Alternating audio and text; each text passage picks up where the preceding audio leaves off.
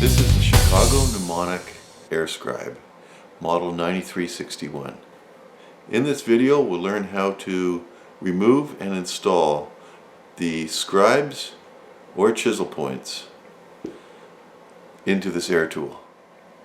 So the simplest method is to either mount this end into a vise, so clamp it right here into a vise, or simply use an adjustable wrench or a key if you've got the appropriate size. On this end, use a 7/16 and you unscrew.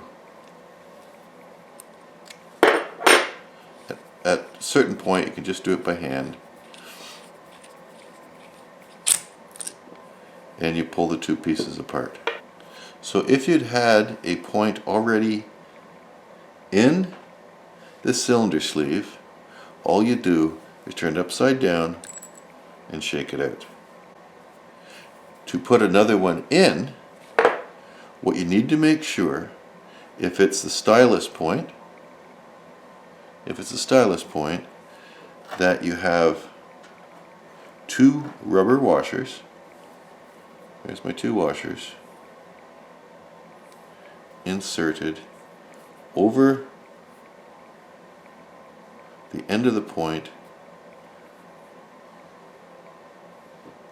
towards the thick end. Drop it in, shake it until it comes out, screw it back together,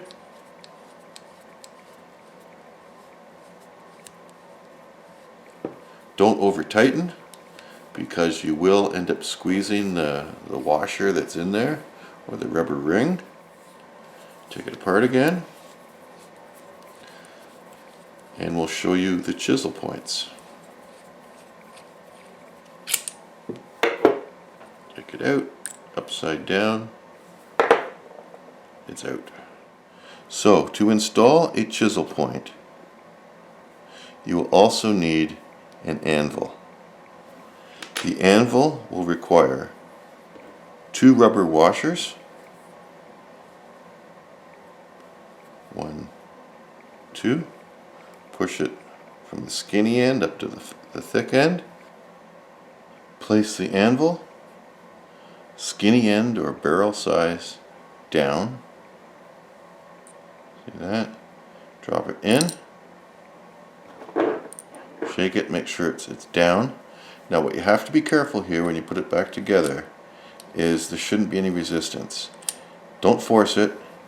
This should go in easily. If it doesn't, make sure your anvil is actually seated correctly. There we go. Screw it back together. Again, not too tight. There we go. Now we have to mount the chisel. If you notice on the chisels, there is a little flat section. Let me just use another one to point at it. Right in here is flat, and what you need to do is look on your tip and see a little hole. That's your guide. The flat section goes in the same place as the hole. Seat it. Now what you need to do is turn this dial here to lock the chisel in place. See that? I can't pull it out now. Go the other way, I can pull it out.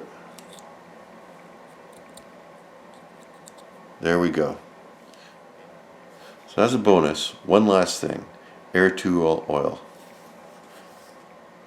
You have to frequently put oil into your scribe, and you put 6 drops in, 1, 2, 3, 4, 5, 6. You will get excessive wear, even a seizure on your scribe if it's not oiled regularly.